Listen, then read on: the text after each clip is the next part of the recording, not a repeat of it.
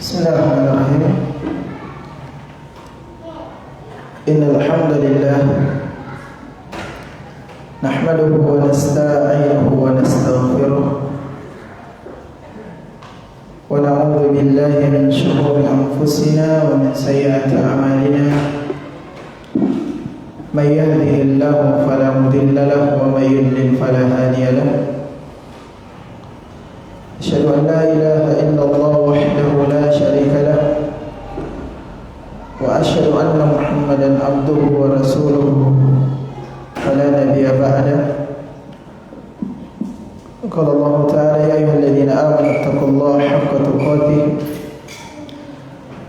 wa la tamutunna illa wa antum muslimun.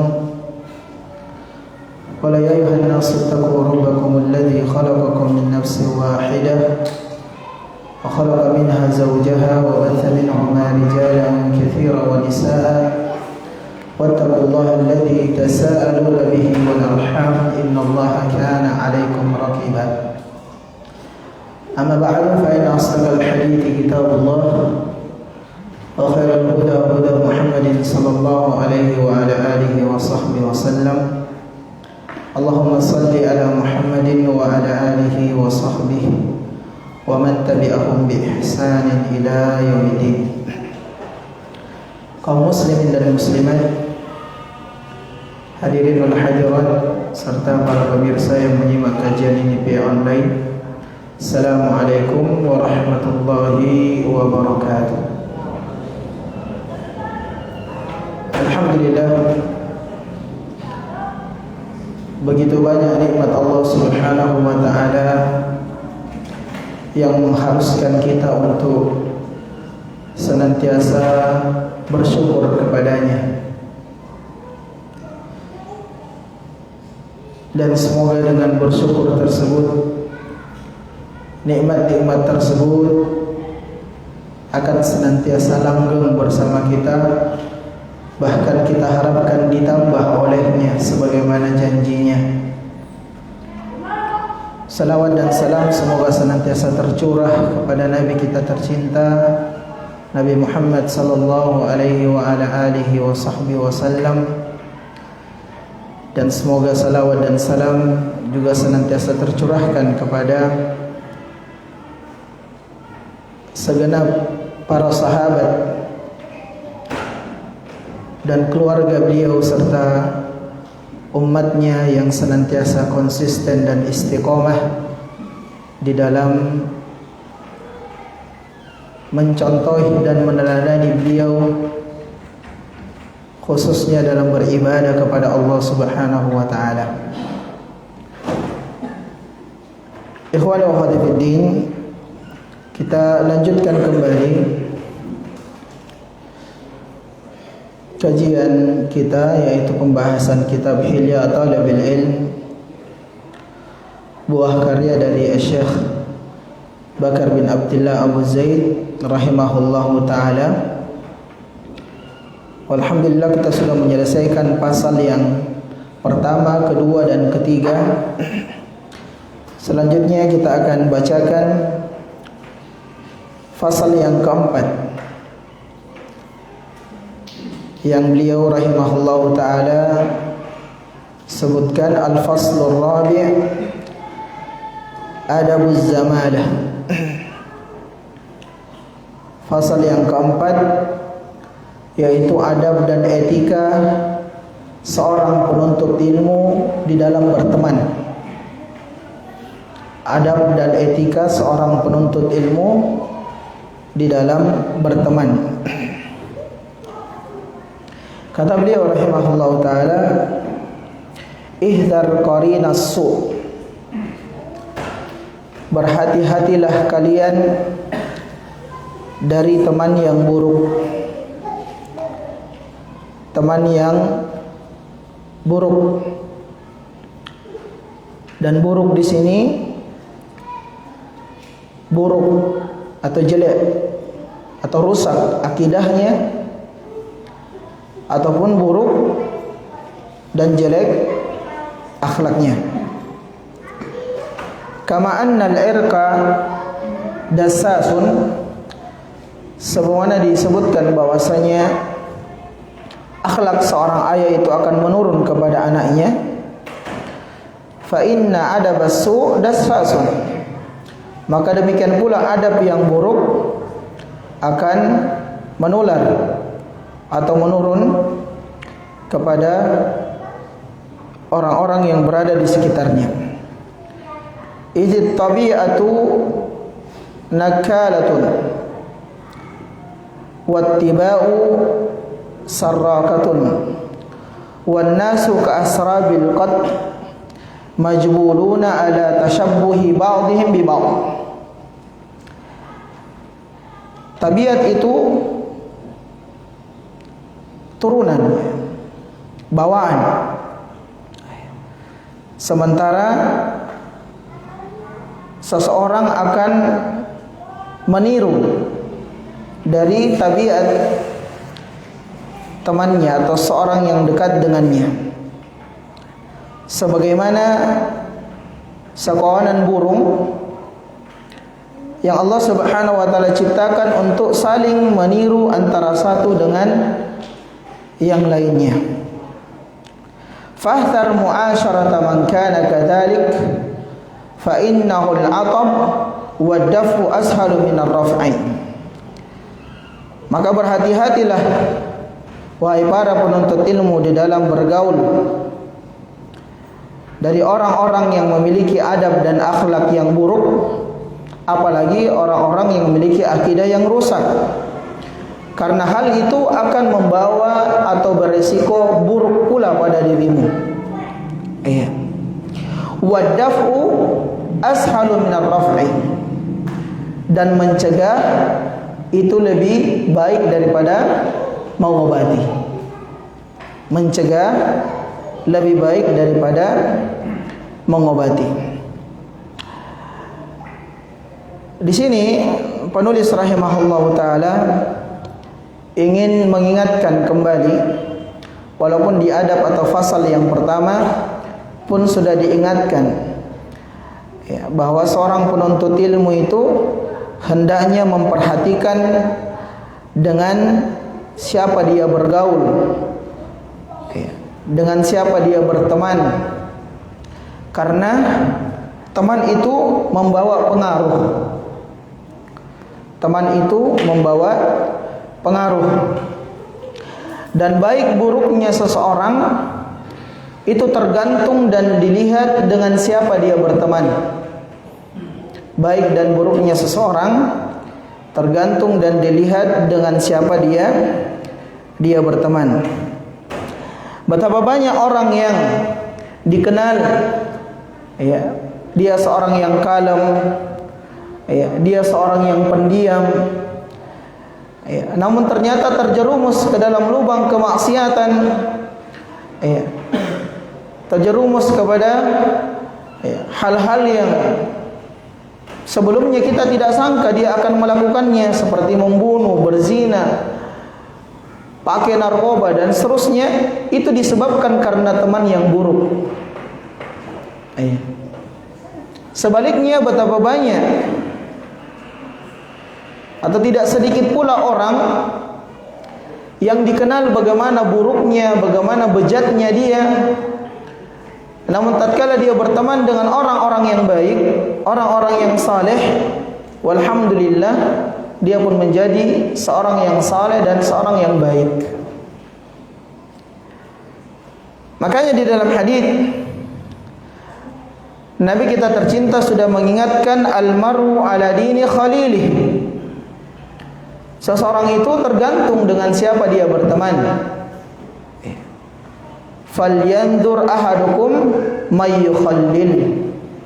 Maka hendaknya di antara kalian betul-betul memperhatikan dengan siapa dia berteman, alias siapa yang dijadikan temannya. Siapa yang dijadikan temannya. Dan di dalam hadis yang lain Nabi SAW telah mengumpamakan dengan perumpamaan yang sangat indah, dari teman yang saleh dengan teman yang taleh, teman yang buruk. Nabi SAW bersabda, "Mathalul majalis salih was-su' kahamil miski wan nafikhil qir."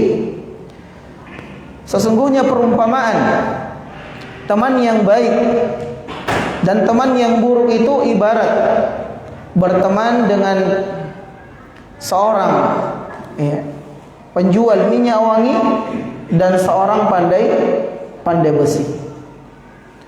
Teman yang saleh ibarat berteman dengan penjual minyak wangi. Kata Nabi SAW, "Fahamilul misk imma ayyukhdiyaka wa imma an tabta'a minhu wa imma an tajida minhu rihan thayyibah." Adapun berteman dengan orang saleh seperti berteman dengan penjual minyak wangi yang apabila engkau senantiasa bersamanya, engkau akan terus-menerus mencium bau yang harum, bau yang wangi. Atau kalau tidak, engkau bisa membeli minyak wanginya. Nah, minimalnya engkau akan mendapat bau harumnya. Itu minimalnya. Wan nafikhul qir imma ayyuhrika thiyabak wa imma an tajida rihan khabithah. Adapun berteman dengan orang buruk seperti berteman dengan pandai besi, yang bisa jadi engkau akan terkena percikan apinya, atau kalau tidak engkau akan mendapatkan bau asap yang busuk atau yang tidak sedap. Apalagi bercampur dengan keringat, lengkap sudah. Nah, Syekh Abdul Rahman bin Nasir As-Sa'di rahimahullahu taala di dalam kitab beliau Bahjatul Qulubil Abrar menjelaskan terkait hadis ini bahwasanya Nabi SAW telah memberikan perumpamaan yang sangat mudah untuk diterima akal manusia, khususnya orang yang beriman, agar dia memperhatikan dari siapa yang dia menjadikan teman dekat. Bahwa teman dekat itu, teman bergaul itu betul-betul akan memberikan pengaruh pada diri seseorang. Makanya disebutkan oleh Adi bin Zaid, seorang penyair Arab, berkata, "Anil mar'i la tas'al was'al an qarini. Fa kullu qarinin bil muqarin yaktadi. Idza kuntu fi qaumin fasahib khiyarahum wa la tashabil arda fatarda ma'ar radi." Tidak perlu engkau tanyakan bagaimana seseorang itu. Cukup engkau mengetahui dengan siapa dia berteman, dengan siapa temannya. Karena setiap teman itu cenderung mengikuti tabiat temannya. Setiap teman cenderung mengikuti dan meniru temannya. Maka jika engkau berada di suatu kaum, maka bertemanlah dengan orang-orang yang terbaik dari mereka. Dan jangan sekali-kali berteman dengan orang yang hina, dengan orang yang rendah. Ya, kalau kita bahasakan, dengan orang yang rusak akidahnya, buruk akhlaknya. Nah, karena kenapa engkau akan terikut dengan kehinaan-kehinaan mereka? Maka kita diperintah untuk mencari teman yang baik. Bahkan Al-Imam Muslim rahimahullah mencantumkan bab dari hadis yang tadi sudah kita sebutkan di dalam Sahih Muslim, bab tentang anjuran untuk berteman dengan orang saleh dan menjauhi teman yang talih, yang buruk. Iya. Nah, bahkan dikomentari oleh Ibnu Hajar Al-Asqalani rahimahullah bahwasanya hadis tersebut menunjukkan larangan berteman dengan orang-orang yang buruk, apalagi kalau keburukannya itu bisa mempengaruhi agama. Kalau dalam urusan dunia kita dilarang berteman dengan orang yang bisa merusak dunia kita, maka terlebih lagi kita dilarang untuk menjadikan teman orang yang bisa merusak agama kita. Iya. Nah, jadi pilihannya diberikan kepada kita. Sekiranya kita mau menjadi seorang pribadi yang baik akidahnya, baik akhlaknya, maka bertemanlah orang yang baik akidah dan baik akhlaknya. Sebaliknya, kalau kita berteman dengan orang yang rusak akidahnya, demikian pula buruk akhlaknya, maka kita memungkinkan untuk terpengaruh ya, dari rusaknya, dari buruknya akidah dan akhlak yang kita jadikan teman tersebut. Makanya di dalam hadis yang diriwayatkan oleh Abu Sa'id Al-Khudri radhiyallahu ta'ala anhu, Nabi SAW secara tegas menyebutkan la tusahib illa mu'min. Jangan kalian menjadikan sahib, jangan kalian bersahabat kecuali kepada seorang mukmin. Jangan kalian bersahabat, berteman kecuali kepada seorang mukmin. Wala ya'kul ta'amak illa taqi, dan jangan makan makananmu kecuali orang yang bertakwa. Karena dua hal ini akan memberikan manfaat. Adapun selainnya tidak memberikan manfaat.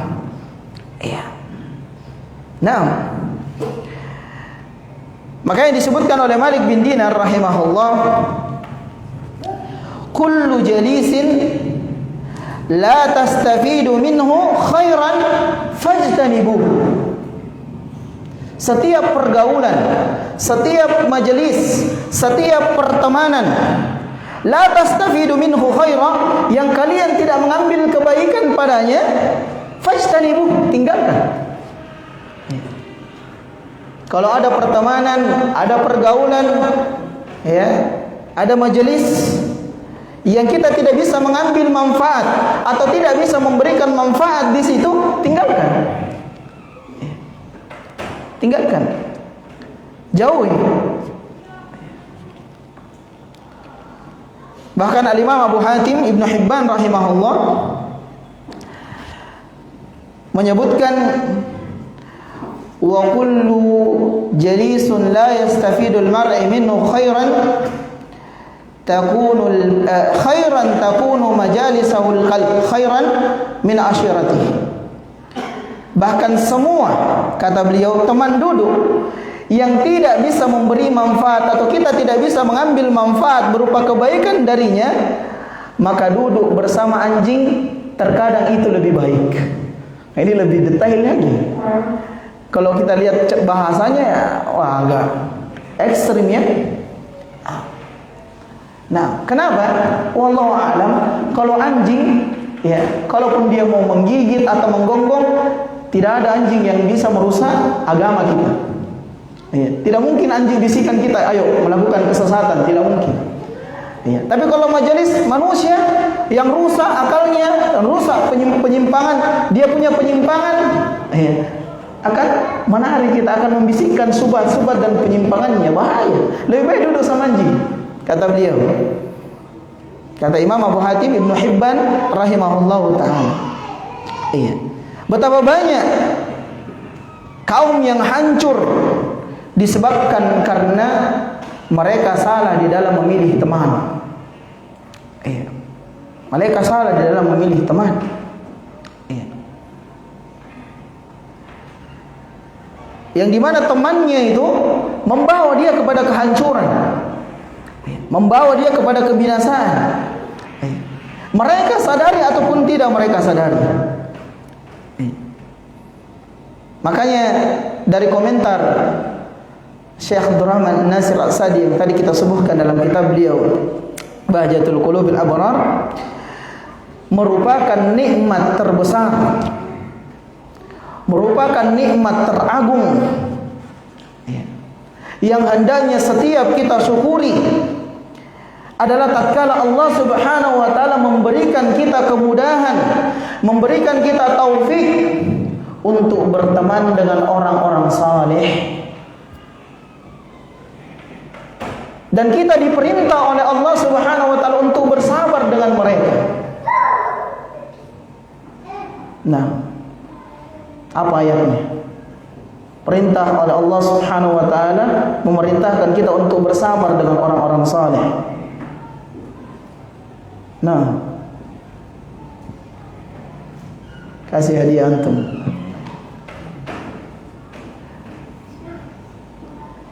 Siapa yang tahu? La anta. Naam. Yad'una rabbahum. Naam. Surah Al-Kahf. Fasbir nafsaka ma'al ladzina yad'una rabbahum bil ghadati wal ashi. Sabarkan diri kalian. Sabarkan jiwa-jiwa dan raga-raga kalian. Ma'al ladzina yad'una rabbahum, bersama dengan orang-orang yang senantiasa menyeru Rabb-nya di saat petang ataupun di pagi hari. Jadi orang-orang saleh kita sabarkan. Walaupun kita katakan orang saleh itu tidak luput dari kesalahan, pasti dia memiliki kekeliruan, namanya manusia, kullu bani adam khata'. Namun kalau kebaikannya khususnya dalam perkara agama, akidahnya baik, akidahnya lurus, akhlaknya juga baik, walaupun dia mungkin terjatuh dalam beberapa kesalahan, ada kekurangannya dalam beberapa sudut, maka bersabar kita berteman dengannya. Nah, kita bersabar. Karena sekiranya kita salah di dalam memilih teman, ditakutkan kita termasuk orang-orang yang kelak di akhirat menyesal. Seperti yang Allah Subhanahu wa taala ceritakan di dalam Quran surah Al-Furqan di ayat ke-27, 28 dan 29. Allah berfirman, "Wa yawma ya'addu adh-dhalimi ala yadayhi yaqulu ya laitani ittakhadhtu ma'ar rasuli sabila ya wailata Ya wailata laitani lam attakhidh fulanan khalila faqad adallani anid dzikri ba'da idh ja'ani wa kana asy-syaitanu lil insani khadula." Dan di hari ketika orang-orang zalim itu menggigit kedua tangannya seraya berkata. Sini ada perbuatan yang diiringi dengan ucapan. Perbuatan yang diiringi dengan ucapan menunjukkan penyesalan yang sangat. Mereka menggigit kedua jari jemari mereka, tangan-tangan mereka seraya berkata, "Aduhai, kiranya aku dahulu mengambil jalan bersama Rasul, menapaki jalan bersama Rasul. Sungguh kecelakaan besar akan menimpa diriku. Sungguh sekiranya aku tidak pernah menjadikan fulan sebagai teman dekatku sewaktu di dunia. Laqad adallani, sungguh dia telah membuatku tersesat setelah Allah Subhanahu wa taala mengirimkan petunjuk berupa Al-Qur'an, petunjuk diutusnya Rasul untuk menerangkan Al-Quran itu kepadaku. Dan syaitan itu memang tidak mau menjadi penolong atas manusia. Sebaliknya syaitan itu aduwwum mubin, musuh bagi manusia. Fattakhiduhu aduwa, maka jadikan musuh. Dan syaitan itu Ada dari kalangan jin dan ada dari kalangan manusia. Sifatnya sama, menghalangi manusia dari jalan Allah. Dan orang-orang yang menyimpang pemikirannya, orang-orang yang sesat, mereka menghalangi manusia dari jalan yang lurus. Bahkan mereka mengajak manusia ke jalan-jalan yang bengkok, yang tidak ada di setiap jalan itu, kata Nabi, ada syaitan yang menyeru padanya. Iya. Nah, oleh itu perhatikan dengan siapa kita berteman. Sekarang pertanyaannya, apa sifat teman-teman yang baik itu? Jawabannya disebutkan oleh Al-Imam Ibnu Qudamah Al-Maqdisi rahimahullah. Di dalam kitab beliau Mukhtasar Minhajul Qasidin, beliau berkata, wa fi jumlah fayanbaghi an yakuna fi man tu'tharu sahibatuhu khamsa khisalin. Secara umum, hendaknya setiap kalian menjadikan teman ataupun sahabat yang dia memiliki 5 karakter ini, 5 sifat ini. Yang pertama, ayyakunu aqilan. Dia berakal, alias cerdas, pintar, smart. Cari teman yang pintar, yang cerdas. Itu yang pertama. Yang kedua, husnul khulqi, akhlaknya baik. Yang ketiga, ghairu fasik, bukan seorang yang fasik, bukan yang orang yang senantiasa bermudah-mudah dan terus melakukan kemaksiatan. Yang keempat, wala mubtadi', bukan dari ahlul bid'ah. Ini kemarin sudah kita sebutkan cara panjang lebar 3 pertemuan. Yang kelima, wala haris 'ala dunya, bukan orang yang pencinta dunia, yang rakus terhadap dunia. Subhanallah. 5 sifat yang disebutkan oleh Imam Ibnu Qudamah rahimahullah. Dia seorang yang cerdas, seorang yang baik akhlaknya, bukan seorang yang fasik, bukan ahlul bid'ah, dan bukan pencinta dunia. Nah, seorang yang cerdas, seorang yang cerdas sesuai dengan definisi syariat, sesuai dengan definisi syariat. Man aska'an nas? Siapa orang yang cerdas sesuai dengan definisi syariat? Nabi pernah ditanya, siapakah orang yang cerdas itu? Yaitu orang yang senantiasa berbekal akhirat, berbekal dengan amal saleh, karena dia tahu bahwasanya kematian akan mendatanginya. Jadi dia berbekal. Itu orang yang cerdas. Itu diantara definisi takwa yang disebutkan oleh sahabat Ali bin Abi Thalib radhiyallahu ta'ala anhu. At-taqwa al-khawfu minal jalil wal amalu bit tanzil wal ridha bil qalil wal isti'dadu fi yaumir rahim. Itu disebutkan dari 4 karakter definisi takwa oleh sahabat Ali bin Abi Thalib. Orang yang bertakwa itu orang yang takut kepada Allah, mengamalkan apa yang diturunkan Al-Quran dan Sunnah, ridha terhadap takdir Allah, dan melakukan persiapan sebelum menuju kepada kampung akhirat, berbekal.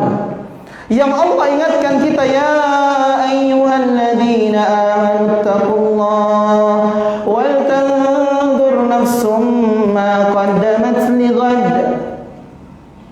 Wahai orang-orang yang beriman, bertakwalah kalian kepada Allah, dan hendaknya setiap jiwa memperhatikan apa yang dia telah persiapkan untuk hari esoknya, untuk hari akhirat.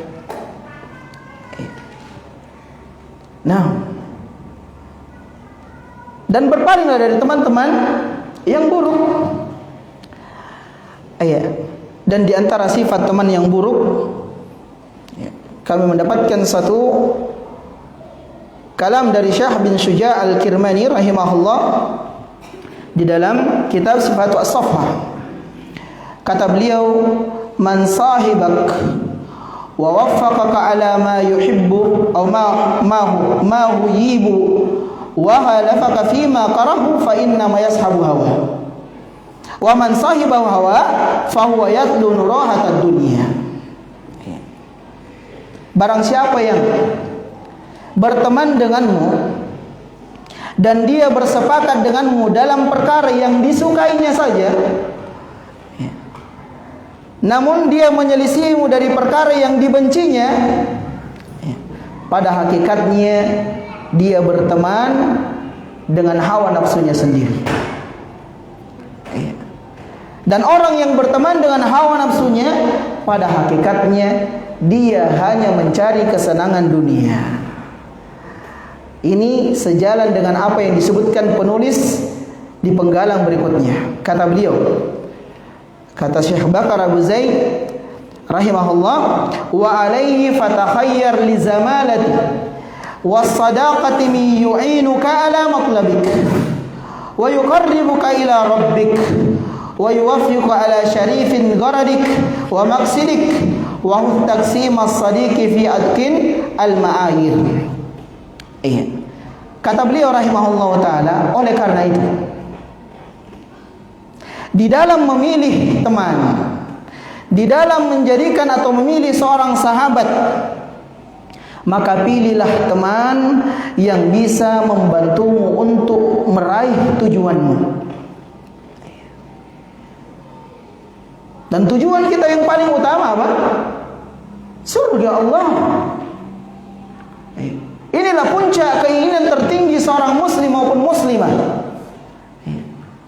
agar dia menginjakkan kakinya ke surga Allah Subhanahu wa taala. Inilah puncak kebahagiaan. Faman zuhziha 'anil nar wa udkhilal jannata faqad faz. Allah, siapa yang dijauhkan dari neraka dan dimasukkan ke dalam surga, itulah keberuntungan yang hakiki. Maka kita tidak akan ridho dengan apa-apa yang ada di dunia ini sampai kita mendapatkan keridhaan dan rahmat Allah, yaitu menginjakkan kaki di surga Firdaus. Maka kita harus memilih teman yang satu visi, satu misi, untuk bergandengan, berjalan bersama, mencari keridhaan Allah, untuk dimasukkan ke dalam surga Allah Subhanahu wa taala. Cari teman yang bisa mendekatkan kita kepada Allah. Nah, bertemanlah dengan orang yang bisa mendekatkanmu kepada Rabb-mu, yang sejalan denganmu dalam visi dan misi.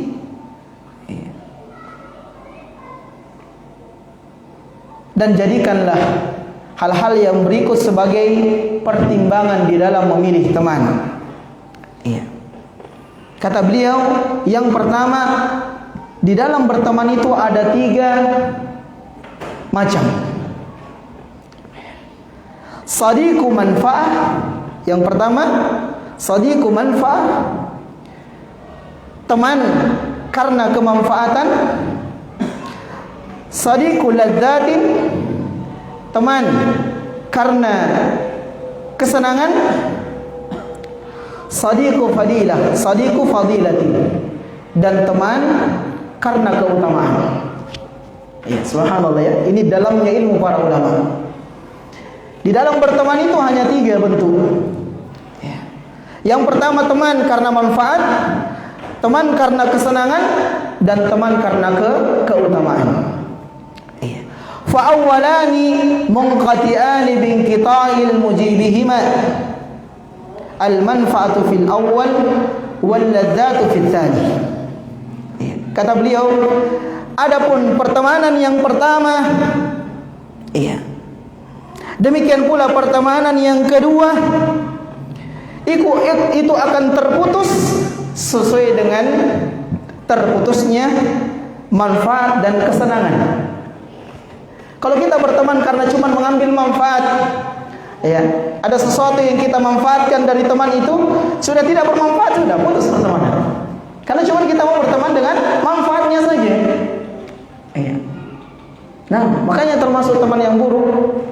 Ya, dan ini sifat yang tercela apabila kita berteman hanya kita memanfaatkan seseorang saja. Ya. Kalau kita berteman, kalau sudah tidak ada manfaatnya sudah tinggalkan. Subhanallah. Iya. Nah, yang kedua, kalau kita berteman dengan kesenangan dunia. Kalau sudah hilang kesenangannya, sudah bukan teman lagi. Iya. Nah, indakum fulus, iya. Antum punya uang, anta mai sahib. Kamu dengan saya sahib. Ayo kawan, kita bro, kita bersahabat. Ada fulus. Giliran fulusnya habis, oh, masalah. Selamat tinggal kawan. Siapa kamu? Siapa anda? Mana anda? Maaf tuh. Saya tidak kenal engkau. Siapa? Padahal ya sudah hilang kemanfaatannya. Atau bisa kita katakan kalau ada palakko teman. Kalau undang palakko teman. Habis palakko masalah. Bukan lagi teman. Ini yang kedua. Satu yang kedua hilang. Sesuai dengan hilangnya kemanfaatan atau kesenangan. Adapun yang ketiga, wa amma tsalits fa ta'wilu alaihi wa huwa alladhi ba'idu sadaqati tabadul al-i'tiqad fi ar-rusukh al-fada'il ladayyi kull minhuma wa sadiqul fadilati hadha umlatun sa'batun ya'izzul ghuzuru 'alaiha, kata beliau.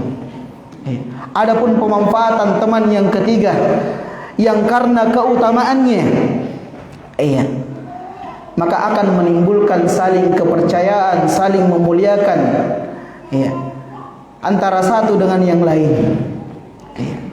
Karena kita berteman dengannya karena dia memiliki keutamaan. Entah itu dari keutamaan ilmu atau mungkin akhlak yang baik. Semua yang telah kita ceritakan bagaimana perjalanan nanti akan diceritakan oleh Ustaz kita, Ustaz Khalifah Al-Hadi rahimahullah taala. Apa judul kajiannya nanti? Bagaimana para salaf dalam menuntut ilmu, nanti akan diceritakan. Nah, seperti Ibnu Sirin yang berjalan jauh untuk bertemu dengan seorang Ibnu Aun. Hanya untuk mempelajari adab dari seorang Ibnu Aun, yang Ibnu Aun satu kali pun tidak pernah didapati marah. Itu adab yang dipelajari oleh Ibnu Sirin rahimahullah. Entah itu kita mendapatkan manfaat dari ilmunya, keutamaan karena ilmunya, atau keutamaan dari adab dan akhlaknya.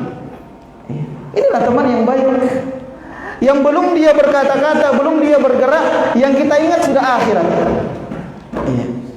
Nah, yang tadi disebutkan oleh Imam Ibnu Qudamah, jangan kalian berteman dengan orang yang rakus dengan dunia. Setiap ketemu yang dicerita dunia saja. Setiap ketemu dunia. Kapan bicara akhirat? Kapan kita saling mengingatkan tentang negeri akhirat, perjalanan yang begitu panjang? Kalau dicerita dunia.